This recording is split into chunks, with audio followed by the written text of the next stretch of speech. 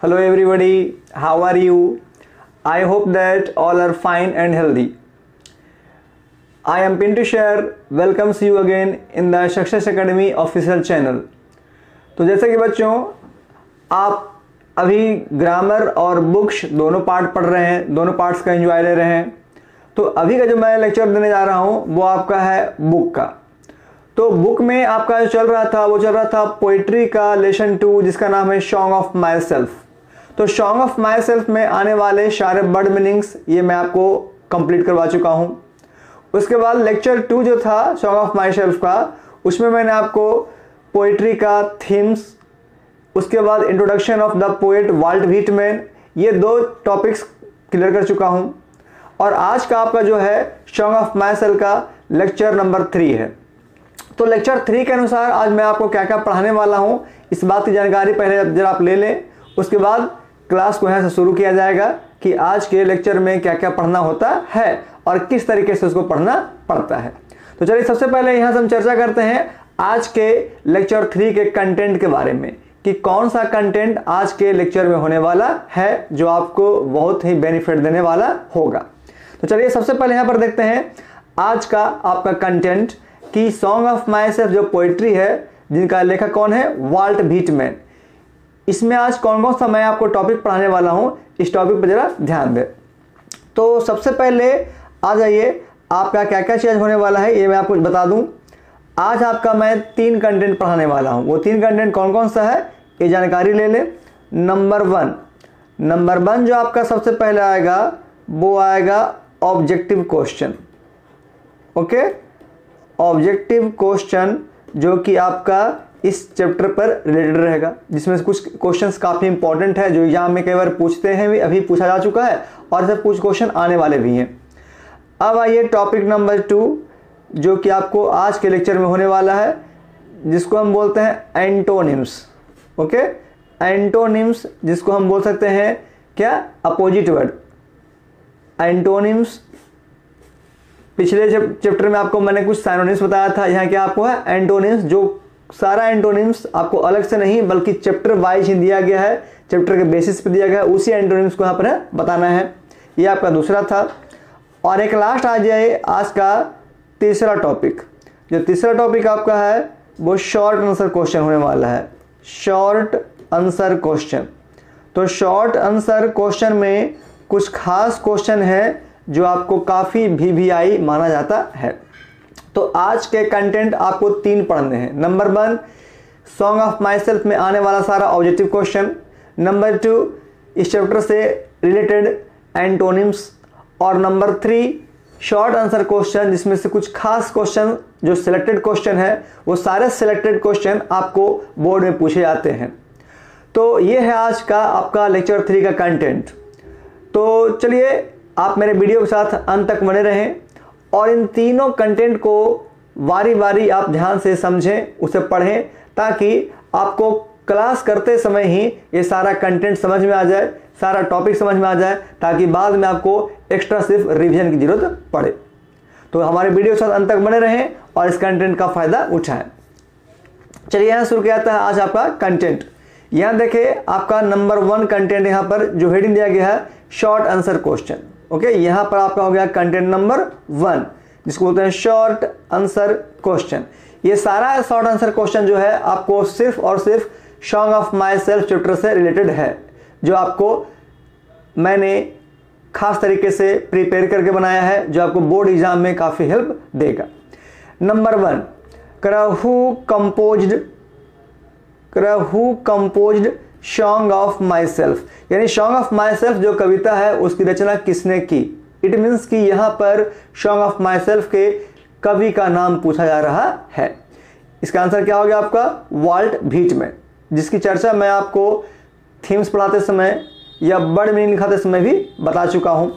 Number 2 in which year, यानी किस वर्ष he was born and died, यानी वाल्ट व्हिटमैन का जन्म और मृत्यु का साल कौन सा था, इसकी चर्चा करना है। तो यहाँ देखें, यहाँ दिया गया 1819 ये हो गया उनका जन्म और 1892 ये हो गया उनका मृत्यु। जो कितने साल जिए, 73 ईयर्स। तो कभी कभी क्वेश्चन ये भी पूछता है कि how many years Walt Whitman alive, तो आप आंसर क्या लिखेंगे, 73 ईयर्स। अगर क्वेश्चन पूछ दिया कि in which country he was born, उनका जन्म कहाँ हुआ, किस स्थान में हुआ, आंसर क्या लिखेंगे, अमेरिका।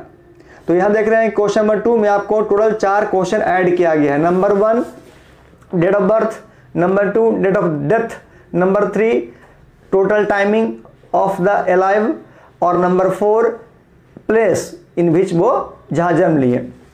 आगे आइए क्वेश्चन नंबर 3 में करा कि who is known as the people's poet. सबसे पहले तो इस क्वेश्चन को आप VVI कर लेंगे और कॉपी पे नोट कर लेंगे, क्योंकि ऐसा ही क्वेश्चन मैंने आपको पढ़ाया था जॉन डन के बारे में कि John Donne is known as a metaphysical poet. Same to same यहाँ करा है कि द पीपुल्स पोएट के रूप में किन्हें जाना जाता है, आंसर क्या लिखेंगे आप, वाल्ट व्हिटमैन। नंबर 4 आ जाइए, during 12th year of age, 12th years of age he started work as a. कह रहा है कि 12 वर्ष की अवस्था में या 12 वर्ष के दौरान वाल्ट व्हिटमैन ने किस प्रकार का या किस तरह का काम ज्वाइन किया या कौन से काम किया करते थे। तो जैसे इस क्वेश्चन को पढ़ा गया तो आपके मन में ये बात आ गया कि सर जिसमें इंट्रोडक्शन ऑफ द पोएट पढ़ा रहे थे उसमें मैं क्लियरली बताया था कि 12 वर्ष की अवस्था में वाल्ट व्हिटमैन ने कारपेंटर यानी बढ़ई के रूप में काम करना शुरू किया। तो आप आंसर क्या लिखेंगे, आंसर आपका हो जाएगा कारपेंटर। ये था आपका 4 क्वेश्चन। चलिए आगे बढ़ते हैं क्वेश्चन नंबर 5 जो कि ऑब्जेक्टिव का ही क्वेश्चन है। यह कह रहा है कि राइट द फेमस मतलब प्रसिद्ध, काफी ज्यादा popular poetry of the poet, यानी वाल्ट व्हिटमैन का अब तक का सबसे सर्वश्रेष्ठ या सबसे पॉपुलर कविता का नाम लिखें। हालांकि एक बात और जान लीजिए कि वाल्ट व्हिटमैन अब तक बहुत सारी कविताओं को कंपोज कर चुके हैं, लेकिन एग्जाम में सिर्फ वही कविता पूछता है जो अब तक का सबसे ज्यादा पॉपुलर माना जाता है। तो आंसर आपका क्या हो गया, आंसर हो गया leaves of grass. Leaves of grass यानी घास के पत्ते, जिसका कंपोजिशन कब गया था, 1855 को, 1855 ईस्वी को। तो कभी कभी क्वेश्चन यही पूछता है कि in which year the Leaves of Grass is composed, यानी किस वर्ष लीव्स ऑफ ग्रास नामक कविता की रचना की गई थी। आंसर क्या लिखेंगे, 1855, 1855। आगे number 6, in which year the poem Leaves of Grass was republished. यहां देखे क्या कर रहा है, रीपब्लिश्ड। री मतलब दोबारा या पुनः, और पब्लिश मतलब प्रकाशन होना, यानी कह रहा है कि लीव्स ऑफ ग्रास नामक जो कविता थी वो दोबारा यानी दोबारा किस वर्ष प्रकाशित किया गया, यानी फिर से कब उसे रिप्रिंटेड किया गया। तो आप आंसर क्या देख रहे हैं, 1881, 1881, 1881। क्वेश्चन नंबर 7 आइए, लीव्स ऑफ ग्रास यानी घास के पत्ते, poetry was well appreciated in. तो इस पॉइंट के बारे में मैंने आपको थीम्स पढ़ाते समय, इंट्रोडक्शन पढ़ाते समय बताया था कि वाल्ट व्हिटमैन की जो कविता थी लीव्स ऑफ ग्रास वो मुख्य रूप से यूरोप में काफ़ी ज़्यादा प्रशंसित हुआ या काफ़ी ज़्यादा पॉपुलर हुआ, ना कि अमेरिका में, जबकि वाल्ट व्हिटमैन का जन्म अमेरिका में हुआ। फिर भी इसके बावजूद भी इस किताब का जो नेम फेम हुआ वो मुख्य रूप से यूरोप में हुआ। तो आप यहाँ आंसर क्या लिखेंगे, यूरोप। नंबर देखिए question number 8, who composed the poem drum taps. Drum taps जो कविता है, इस कविता की रचना किसने की। तो इस क्वेश्चन को भी आप क्या कर लेंगे, यहाँ पर आप लिख लेंगे बगल में VVI, क्योंकि ये क्वेश्चन भी काफ़ी इंपॉर्टेंट है, एग्जाम में कई बार पूछे जा चुके हैं और अभी भी पूछे जाते हैं कि ड्रम टैप्स जो कविता है इसकी रचना किस कवि ने की। तो इसका आंसर क्या लिखेंगे, वाल्ट व्हिटमैन। यानी आफ्टर ऑल देखा जाए तो इस पोएट्री से आपको 3 तरह का जो किताब है उन तीनों की रचना वाल्ट व्हिटमैन ने किया। नंबर 1 जो आप यहाँ पर पोएट्री पढ़ रहे हैं, song of my self, number 2 leaves of grass, और नंबर 3 ड्रम टैप्स। ये तीनों को जो रचना करने वाले हैं वो कौन है, वाल्ट व्हिटमैन। सिर्फ एक पॉइंट ध्यान देना है आपको, क्या कि लीव्स ऑफ ग्रास जब फर्स्ट टाइम पब्लिश किया गया तो 1855 ईस्वी को, लेकिन उसका नेम फेम अमेरिका में नहीं हो पाया। इसी कारण क्या किया गया, इस किताब का रीपब्लिकेशन फिर से किया गया 1881 ईस्वी को, यानी 1881। आगे देखते हैं क्वेश्चन नंबर 9 की ओर बढ़ते हैं। यहाँ देखें 9 नंबर में, 9 में कह रहा है कि how many years old the poet explained in the given poem.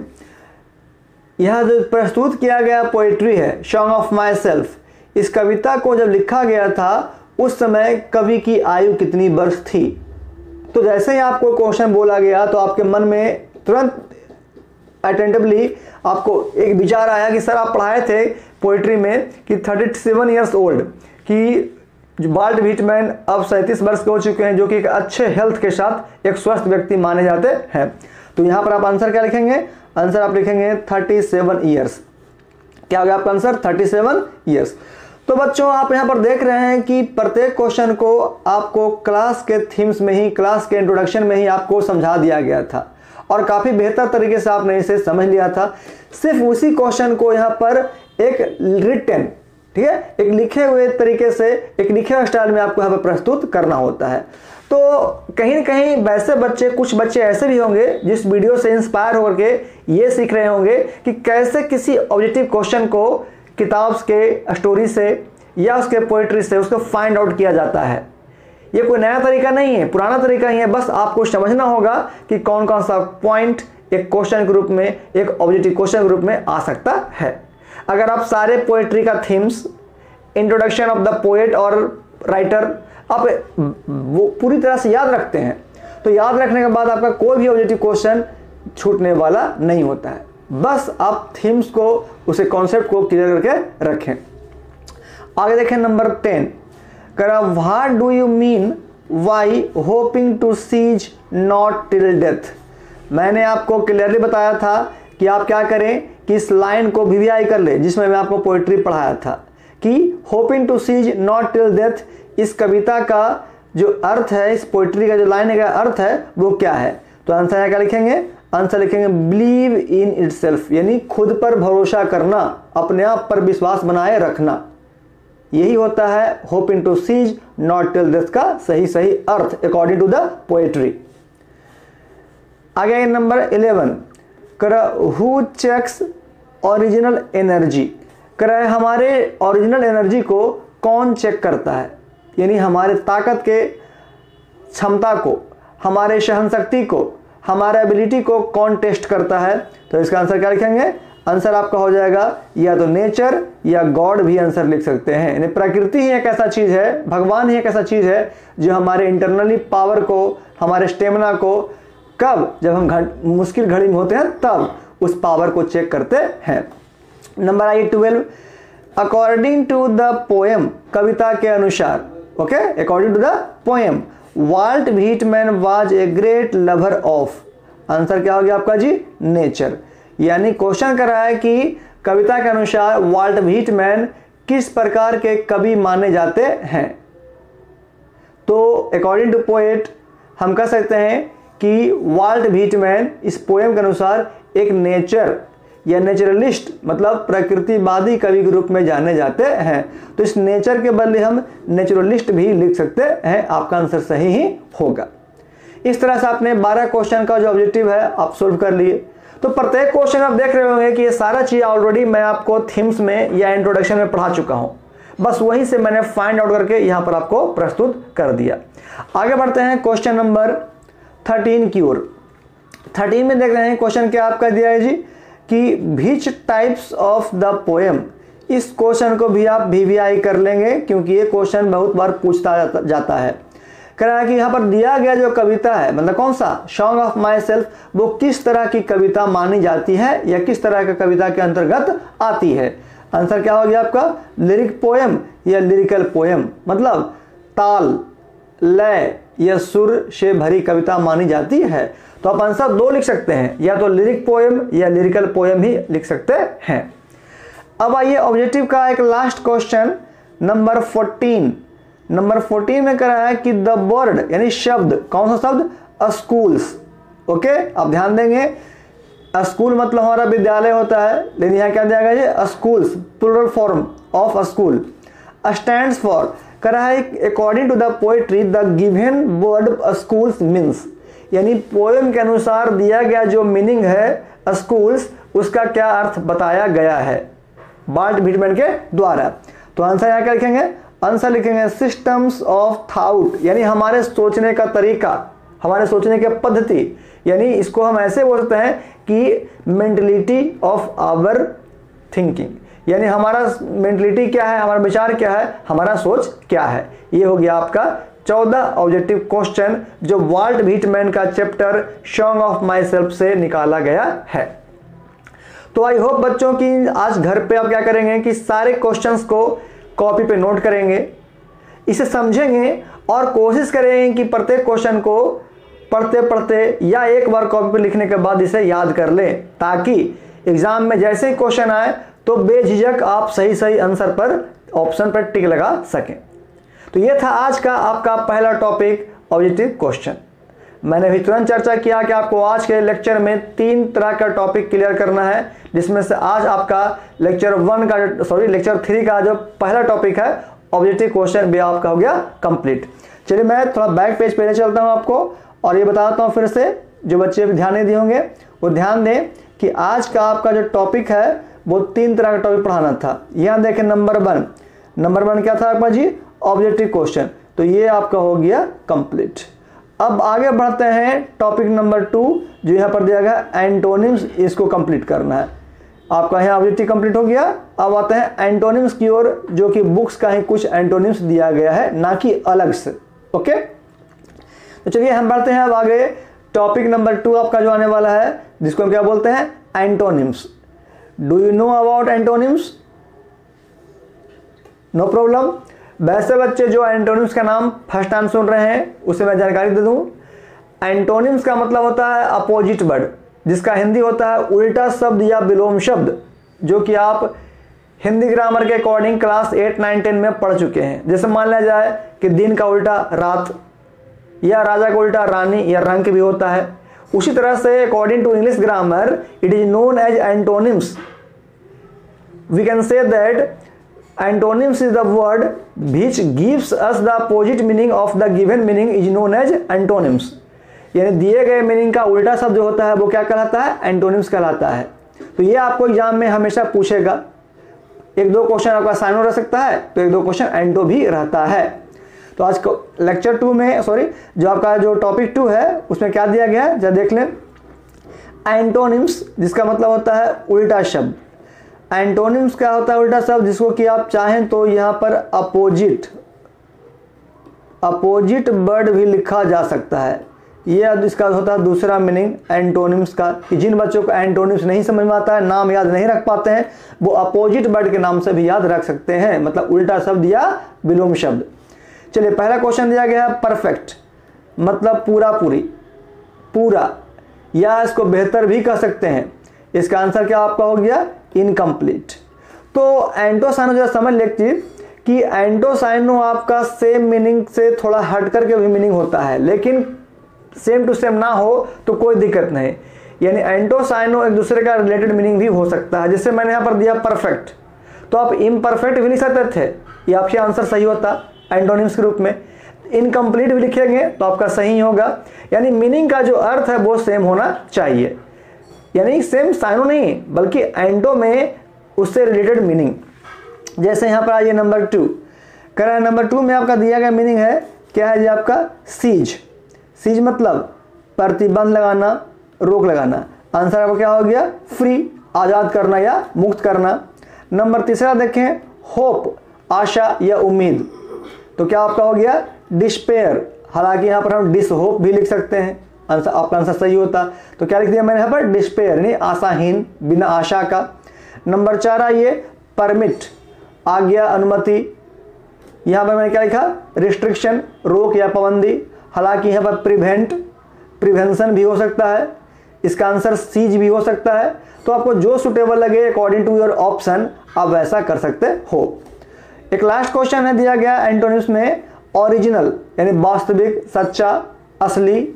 इसका आंसर क्या हो गया आपका, डुप्लीकेट। आप चाहें तो यहाँ पर फेक भी लिख सकते हैं या फॉल्स भी लिख सकते हैं। तो आपको ये देखना है कि दिए गए मीनिंग के अनुसार कौन सा मीनिंग उससे कुछ संबंधित है या कुछ उल्टा है। इसी तरह का मीनिंग आपको चुनना पड़ता है। अगर साइनो की बात करते हैं तो एग्जैक्टली शायद होता नहीं है, उसके आसपास का मीनिंग लिखा जाता है। उसी तरह से एंटो में भी एग्जैक्टली अगर एंटो अगर नहीं दिया गया ऑप्शन में तो उसके आसपास का एंटो भी आप लिख सकते हैं। This is the second option, second content of your chapter Walt Whitman का। तो आज आप देख रहे हैं कि आपका जो टॉपिक 1 था ऑब्जेक्टिव क्वेश्चन, जिसमें 14 क्वेश्चन वो मैंने क्लियर कर दिया। यहाँ पर 5 दिया गया है कि आपका एंटोनिम्स, ये एंटोनिम्स मैंने आपको क्लियर कर दिया। ये था आपका टॉपिक नंबर 2। अब आगे बढ़ते हैं आज के लेक्चर का एक लास्ट टॉपिक जिसे दिया गया है लॉन्ग आंसर क्वेश्चन। यहाँ पर लॉन्ग आंसर क्वेश्चन थोड़ा ध्यान देंगे। ये जो लॉन्ग आंसर क्वेश्चन है, यहाँ पर स्टार्टिंग में मैंने आपको बताया था शॉर्ट, इससे आप शॉर्ट आंसर क्वेश्चन ही कर लेंगे। ये माई टाइपिंग मिस्टेक है जी, हम मैंने क्या लिख दिया, लॉन्ग लिख दिया, उससे क्या कर लेंगे आप चेंज करके शॉर्ट कर लेंगे। ओके, यहाँ क्या हो गया, ये आपका है आज का कंटेंट नंबर 3, जिसे क्या बोलते हैं शॉर्ट आंसर क्वेश्चन। इस शॉर्ट आंसर क्वेश्चन में आपको 2 खास इंपॉर्टेंट क्वेश्चन दिए गए हैं, जिसमें दोनों का क्या दिया गया है, explain the given line. Okay, explain the given line. तो एक्सप्लेन द गिवन लाइन होता क्या है, इसके बारे में जरा पहले आप विशेष रूप से समझ लें, क्योंकि कभी कभी स्टोरी से या पोइट्री से इस क्वेश्चन को अक्सर पूछा जाता है। तो इसका अर्थ क्या होता है जरा समझे पहले ध्यान से।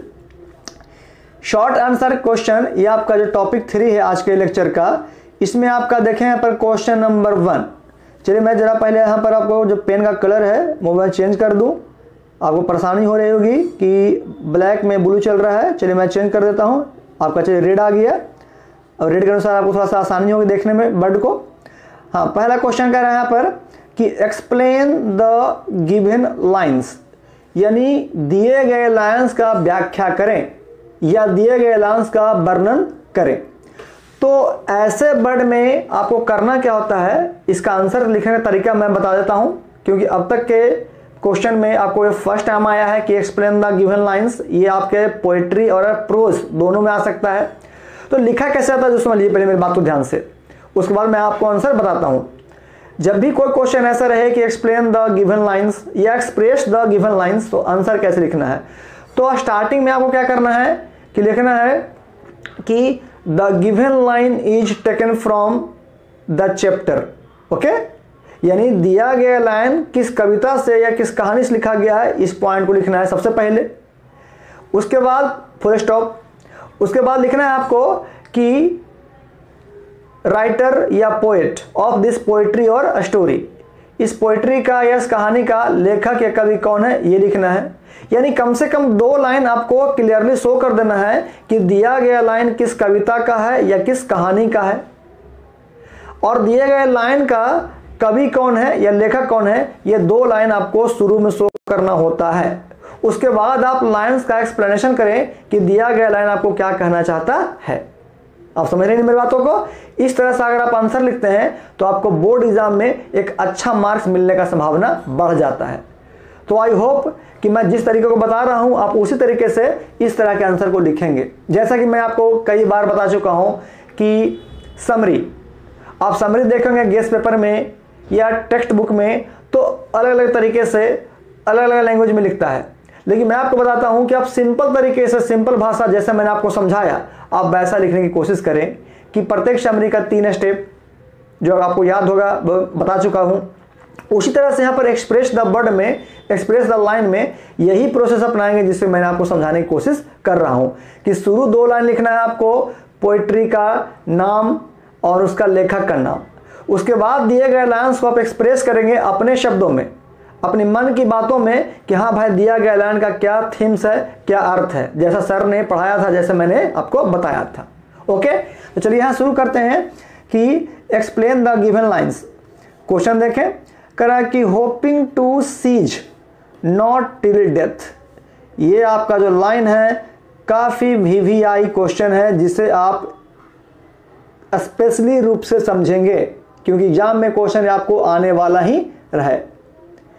ये क्वेश्चन या इसके बाद जो मैं पढ़ा जा रहा हूं क्वेश्चन नंबर 2, वो दोनों इस चैप्टर का काफी इंपॉर्टेंट क्वेश्चन है। तो 2 में से एक क्वेश्चन आपको हर हाल में पूछेगा ही पूछेगा।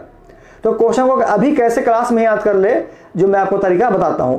बस मैं जिस लाइन को पढ़ रहा हूं उसे आप ध्यान से सुने, उसे अपने स्क्रीन पर देखें और प्रत्येक लाइन का जो मैं हिंदी समझाने जा रहा हूं उस हिंदी को अपने थीम्स के रूप में समझ लें, ताकि आप अपने तरीके से भी आंसर को लिख सकते हैं। लेकिन शुरू का जो 2 लाइन मैं बताया उसे आपको लिखना होगा।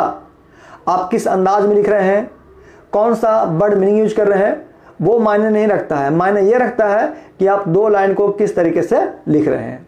ओके, चलिए देखिए, कह रहा है कि hoping to cease not till death, मतलब व्यक्ति को मरते समय तक भी अपने जीने की राह, जीने की उम्मीद कभी नहीं छोड़नी चाहिए।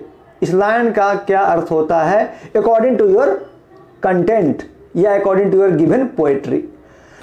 एक खास बात ध्यान दें, आप जब भी आंसर लिखेंगे तो किसी भी पोएट्री के, किसी भी स्टोरी के अकॉर्डिंग ही लिखेंगे। आप अलग से अपना बेस नहीं बनाएंगे। अपना वर्ड मीनिंग यूज कर सकते हैं, अपना राइटिंग स्टाइल यूज कर सकते हैं, but themes is also based on your story और योर पोएट्री। ओके, चलिए ध्यान दें, यहां पर आंसर कह रहा है कि the given line is taken from the natural lyrical poem, फिर कहना पर सॉन्ग ऑफ माई सेल्फ।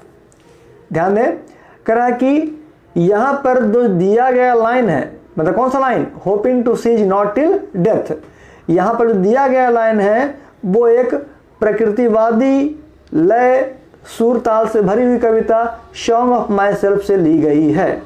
अर्थात सिंपल तरीके से क्या बोलेंगे कि प्रस्तुत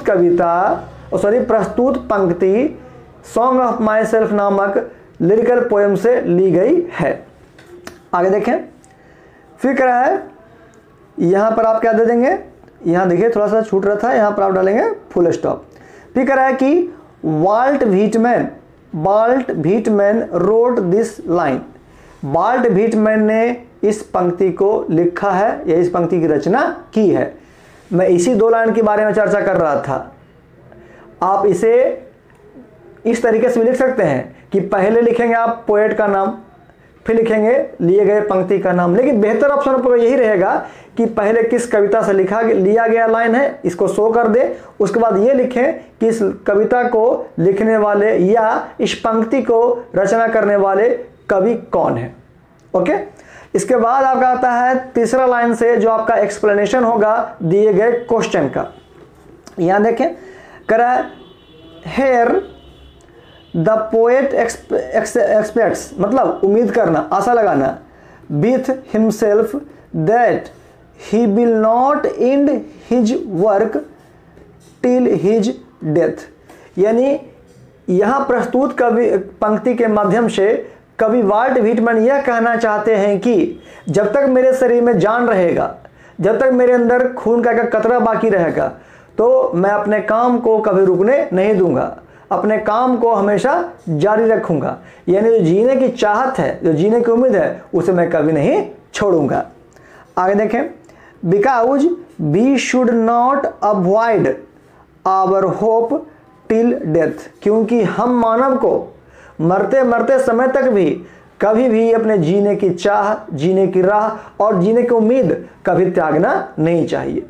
बिकॉज कि ऐसा कहा जाता है कि संसार में जो व्यक्ति अपना हिम्मत खोता है, जो अपना साहस खोता है, वो अपना सब चीज खो देता है, और वह व्यक्ति जो अपना हिम्मत खो देता है वो जीने लायक भी नहीं रह पाता है। इसी सेंस में कवि वाल्ट व्हिटमैन कहते हैं कि हम मानव को अपने जीने की राह, जीने की उम्मीद तब तक नहीं छोड़नी चाहिए जब तक हमारे शरीर में खून का एक कतरा, एक जान भी बचा हुआ है।